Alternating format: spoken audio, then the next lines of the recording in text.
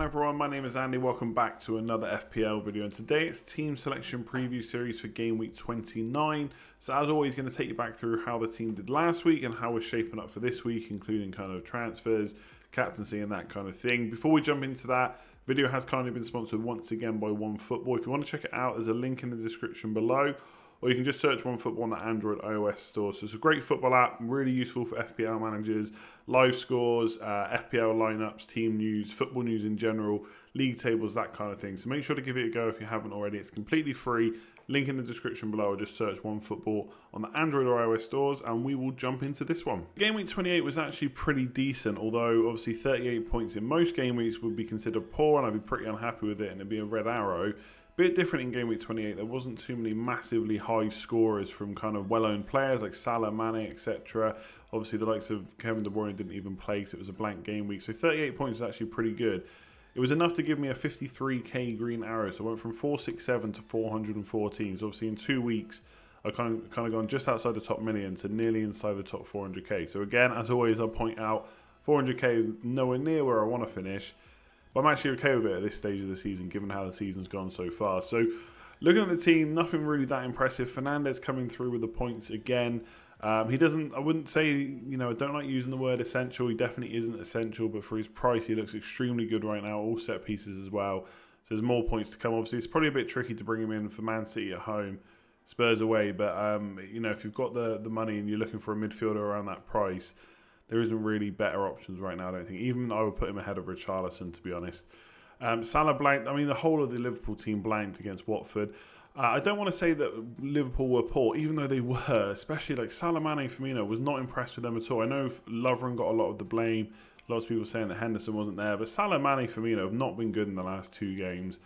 Not impressed with them at all. We'll talk about that a bit more when I talk about transfers and stuff. But yeah, blanks all around there basically. But Watford were really, really good. Very impressed with them. Sarr in particular, obviously 19 points.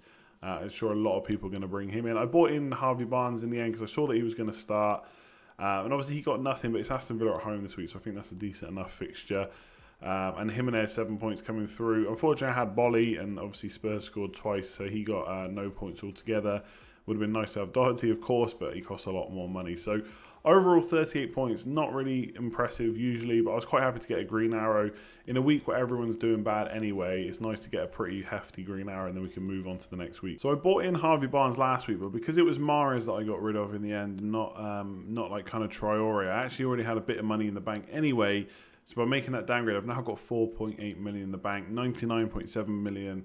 Squad value and 1 free transfer. And one thing that I'm trying to do this year that I kind of do every single year, there's a few things, is one, not be fixated on the blanks and kind of, not necessarily double game weeks, but definitely blank fixtures. And what I mean by that is, game week 31's coming. I'm going to talk about it, of course. I'm going to take it into account. If there's a player that I really want and they've got a blank fixture, that's great. But I don't want to get stuck bringing players in that I don't necessarily want to keep anyway. If there's not going to get any points running up to the blank, then that one single blank game is probably not enough to have them in my team. And the other one is not to feel forced to spend all the money in the bank if I don't feel there's a good enough player. Like around the 8 million mark, Richarlison's fixtures aren't great. I've already got Fernandes. I don't really want Mahrez right now, so there's not too many players to necessarily spend that on. And it doesn't mean I won't spend it this week. I'm going to talk about that in transfers. There is kind of one transfer I got my eye on, which would use all that money up, but I don't want to feel forced to do it. But anyway, let's move into the team. So defenders first. I've got a bit of a benching headache this week. So I've got double Sheffield United defence in there against Norwich. And again, I thought Norwich were very good against Leicester. And I do think they've looked...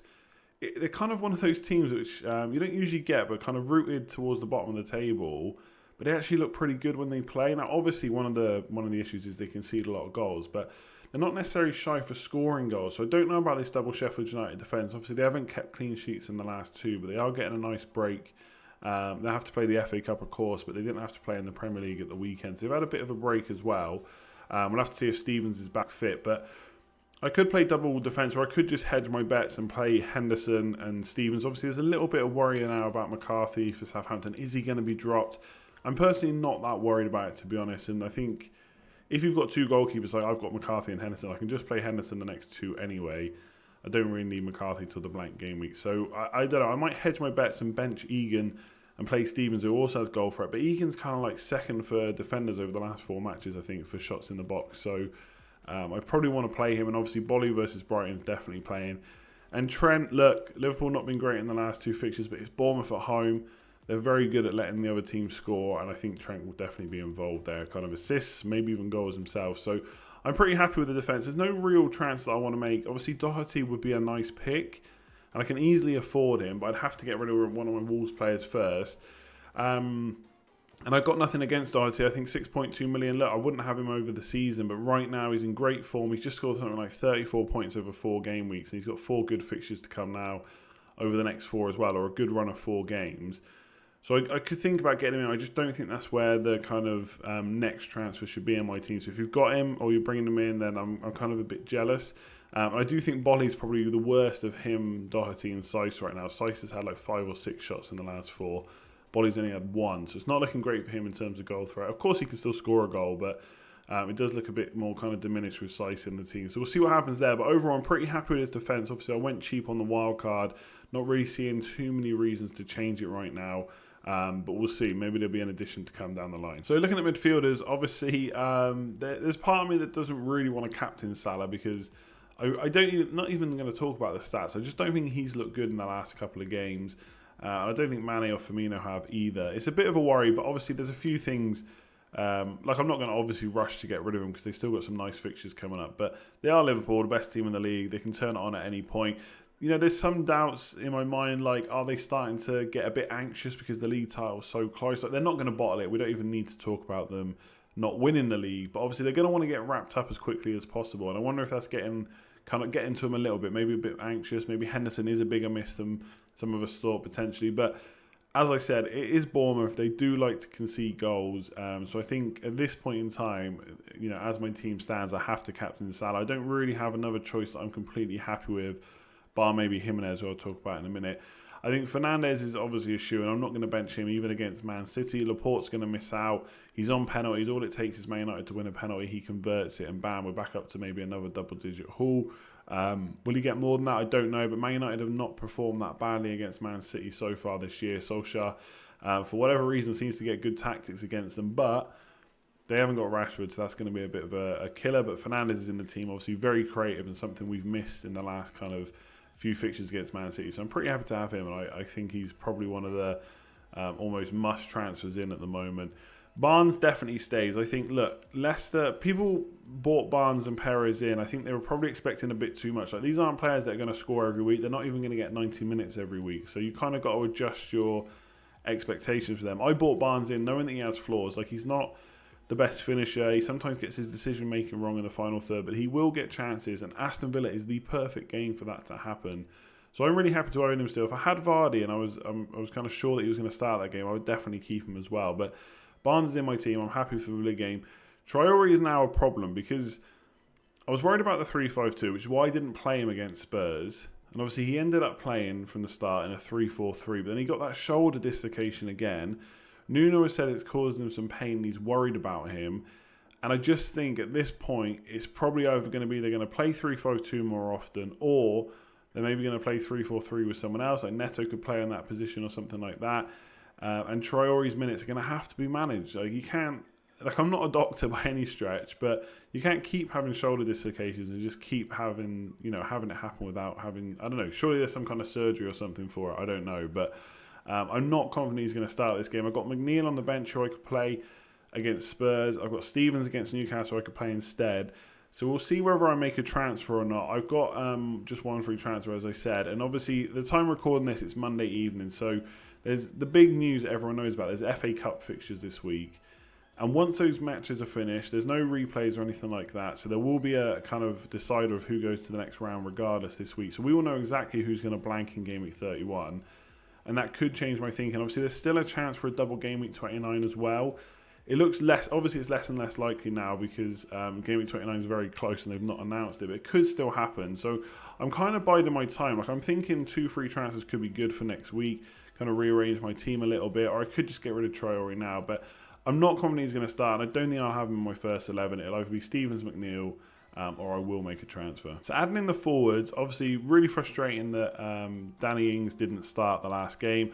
Obviously, I had an injury that didn't come up in the press conference, which was really, really frustrating. But I guess managers aren't under any obligation to kind of give the game away. So The only thing I would say about him, because people are now looking at getting rid of him, because to be fair, he's only scored like once in 6 games, but if you were prepared to keep him for the last game, it's not like he got dropped for tactical reasons. He had an injury. You'd surely think he'd be back for the Newcastle game. And if he is, if you were happy to keep him for the last game, then I feel like you should be probably more enough happy to keep him for this game as well. I think Newcastle at home is a good fixture. Now, I'm not saying we keep him too much longer because the fixtures are about to turn. He's not in the greatest of form either. Obviously, that could change, but there's other cheap strikers doing well. Calvert-Lewin, who's looked great ever since Ancelotti came in. There's Diogo Jota as well at Wolves. So there are players you could kind of switch him to. So although I'm keeping him this week, I'm keeping kind of my thinking open about when I might want to kind of change it. But I think I have to give him the Newcastle game. Jimenez obviously stays. Look, Jota looks in really good form right now. But Jimenez is a mainstay in that team. No matter what formation he plays, he's a good player to have.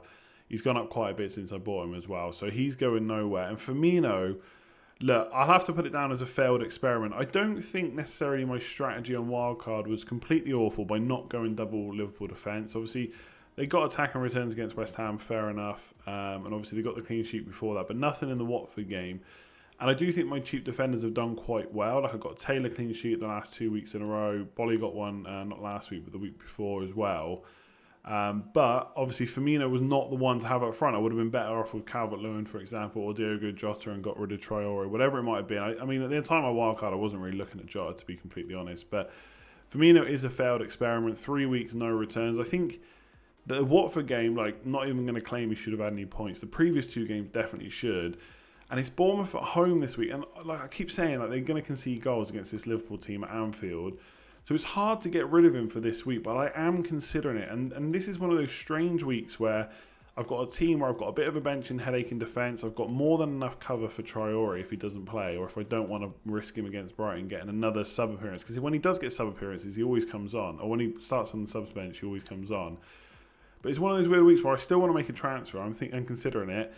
I might even take a hit potentially. Now, an attacker to Bournemouth at home who plays for Liverpool out for a hit probably isn't a great option usually. But here's what I would be thinking of doing. Is Firmino out for Diogo Jota, ignoring Calvert-Lewin for a little bit longer, because Jota definitely has the fixtures as well as the good form as well, and going double Wolves attack. Now, obviously, some people will look at it, well, you can't have 2 Wolves strikers. Well, if you can have a Wolves forward and a Wolves midfielder, that's 2 attackers. It's no different to having 2 forwards. It just doesn't look, it looks a bit strange on paper, but Firmino to Jota, and that gives me, I can't even work it out in my head right now, but a lot of money in the bank, and it basically lets me get any midfielder I want for Traore, and I could just go to Mane, even though I've said, I know they didn't look great in the last couple of games, but this is Bournemouth, and I would maybe captain Mane instead of Salah, because he has got lower ownership, and obviously where I am in the rankings, I want to take a few calculated risks to try and get out there. So I could do that. I could get De Bruyne as well. Obviously he's a big gap in my team that I don't have. I'm not convinced I need De Bruyne